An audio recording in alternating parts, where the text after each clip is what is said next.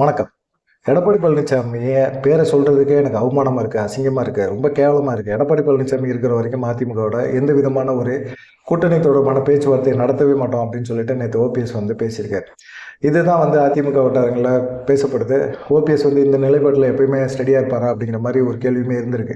இதுக்கு காரணம்லாம் பார்த்தீங்கன்னா, எடப்பாடி பழனிசாமி செஞ்ச ஒரு வேலை தான். பியூஷ் கோயலில் வந்து ஓபிஎஸ் டிடி தினகரனை வந்து கூட்டணிக்குள்ளே கொண்டு வந்துக்கலாம். அது பாஜக கூட்டணிகளை நீங்கள் கொண்டு வந்துக்கங்க. ஓபிஎஸ்க்கு 3 தொகுதி, டிடி தினகரனுக்கு 6 தொகுதி அப்படின்னு சொல்லி பிச்சை போடுற மாதிரி அவர் பேசியிருக்காரு. யாரோட கட்சி யார் வந்து பிச்சை போடுற மாதிரி பேசுறது அப்படிங்கிற மாதிரி தான் ஓபிஎஸ் தரப்பில் வந்து இது பண்ணியிருக்காங்க.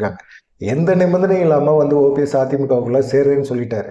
ஆனால் அவர் கூட இருக்கிறவங்களுக்கு கட்சியில் முக்கியமான பதவிகள் கொடுக்கணும் அப்படின்னு சொல்லி இது பண்ணியிருந்தாரு, டிமாண்ட் பண்ணியிருந்தாரு.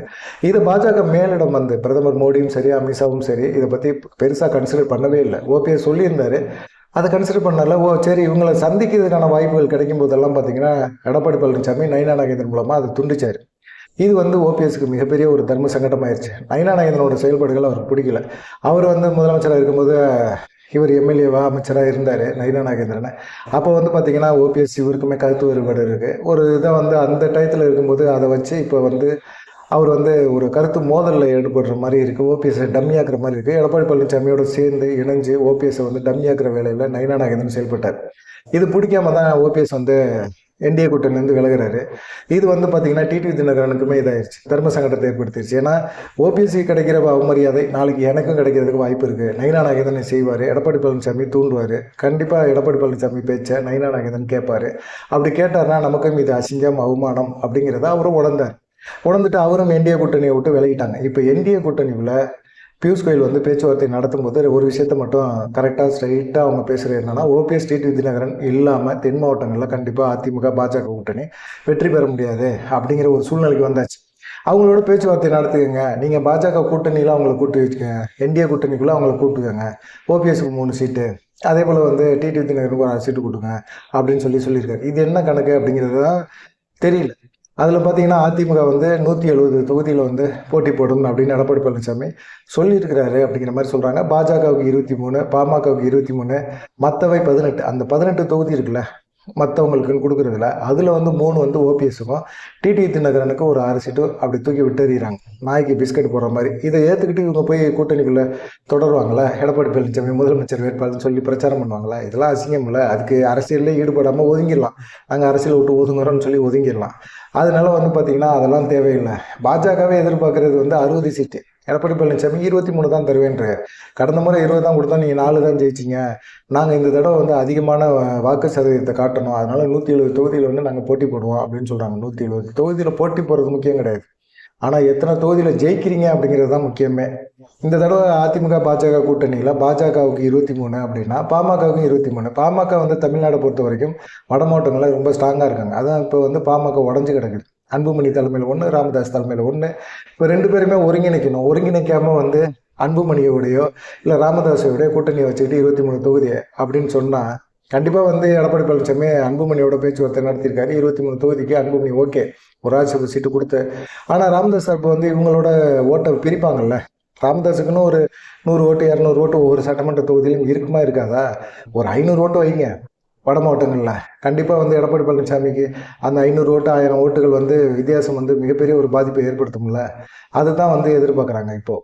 ஏன்னா இவர் வந்து அன்புமணிக்கு மட்டும் 23 சீட்டை கொடுக்குறேன் அப்படின்னு சொல்லி அவர் சொல்லியிருக்கிறாரு.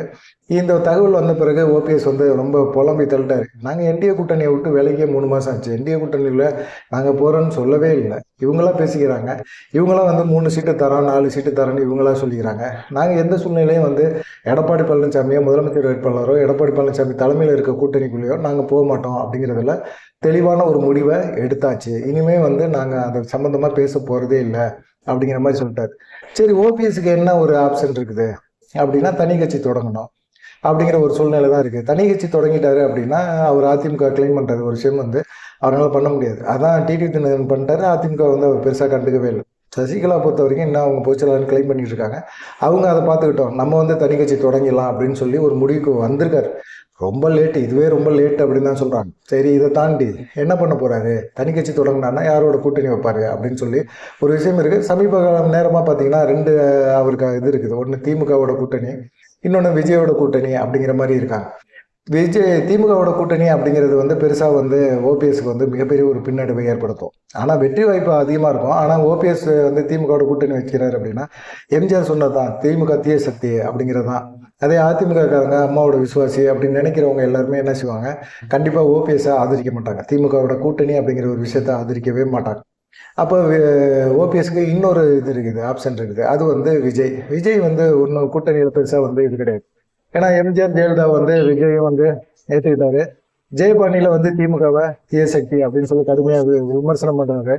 அதிமுக களத்திலே இல்லை, எங்களுக்கும் திமுகவுக்கு தான் போட்டி அப்படின்னு விஜய் நேரடியான விமர்சனத்தை வைக்கிறார். அப்படிப்பட்ட ஒரு சூழ்நிலையில வந்து ஓபிஎஸ் வந்து விஜயோட கூட்டணி வைக்கிறதுக்கான வாய்ப்புகள் இருக்கு. ஏன்னா விஜயும் வந்து எம்ஜிஆர் போல என்ன செய்யறாரு, திமுக பத்தி இப்போ கடுமையான விமர்சனம் பண்றாரு. அப்படிங்கிற ஒரு சூழ்நிலையில கண்டிப்பா ஓபிஎஸ் வந்து தாவேக்காவோட கூட்டணி வைக்கிறதுக்கான வாய்ப்புகள் இருக்கு. அதை தான் வந்து அவங்களும் சொல்லியிருக்கிறாங்க அப்படிங்கிற மாதிரி இருக்கு. ஆனா ஓபிஎஸ் வந்து சீக்கிரமா வந்து தனி கட்சி ஆரம்பிச்சு தாவேக்காவோட கூட்டணியில போகணும் அப்படின்னு சொல்லி அவருடைய ஆதரவாளர்களும் ஒரு நெருக்கடியில தான் இருக்கிறாங்க. சரி, இந்த மாதிரி சூழ்நிலையில ஓபிஎஸ் என்ன முடிவு எடுக்க போறாரு, ஓபிஎஸ் என்ன செய்ய போறாரு அப்படிங்கிற மாதிரி ஒரு சங்கடத்துல தான் எல்லாருமே அவங்கெல்லாம் இருக்கிறாங்க. காலம் தாழ்த்திக்கிட்டே இருக்கக்கூடாது, மூணாவது ஆப்ஷன் இருக்கு, அது நேரம் வரும்போது சொல்றேன் அப்படிங்கிற மாதிரி எல்லாம் பேசியிருக்காரு OPS.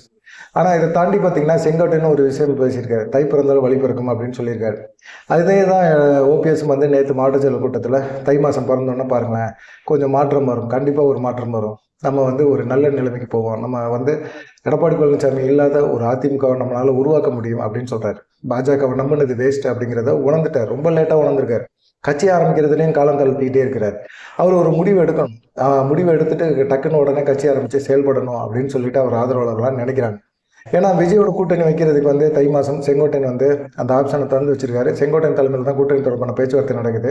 Sengottaiyan, OPS, TTV Dinakaran இவங்களோட நல்ல சுமூகமான ஒரு போக்கு இருக்குது. அப்படிங்கும்போது கண்டிப்பாக வந்து செங்கோட்டையன் ஓபிஎஸ்ஸையும் டிடிவி தினகரனையும் ஏற்றுக்குவார், கூட்டணிக்குள்ளே கொண்டு வரதுக்கான பேச்சுவார்த்தை முடிச்சு அவங்களுக்கு ஒரு டீசெண்டான ஒரு தொகுதியை ஒதுக்குவாங்க அப்படிங்கிற மாதிரி எதிர்பார்க்குறாங்க.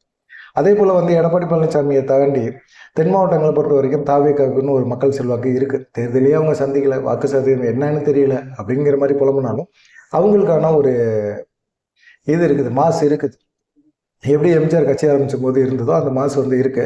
அவங்களோட ஓபிஎஸ், டிடிவி தினகரன் இவங்க போன்ற நபர்கள் வந்து சேரும்போது கண்டிப்பாக வந்து மிகப்பெரிய ஒரு மாசா மாறும். இவங்களுக்கான அரசியல் அடையாளங்கள் கண்டிப்பாக இருக்கும் அப்படிங்கிற மாதிரி சொல்கிறாங்க. அவர் வந்து எம்ஜிஆர் ஜெயலலிதா வந்து ஏற்றுக்கிட்டாரு, விஜய் ஏற்றுக்கிட்டாரு. அவர் வந்து அந்த கட்சி தலைவர்களை வந்து அவர் வந்து புகழ்ந்து பேசுகிறாரு, ஒவ்வொரு ஸ்டேஜ்லேயும் பேசுகிறாரு. அப்படிங்கும்போது கண்டிப்பாக ஓபிஎஸ் அந்த சைடு தாவேகா பக்கம் போகிறது தவிர்க்க முடியாத ஒரு சக்தி தான், தாவேகா சைடு போய் தான் ஆகணும் அப்படின்னு சொல்லிட்டு ஓபிஎஸ் ஆதரவாளர்லாம் சொல்கிறாங்க. இப்படி போனால் எடப்பாடி பழனிசாமி பாஜக கூட்டணிக்கு மிகப்பெரிய ஒரு நெருக்கடியை கொடுக்கும்.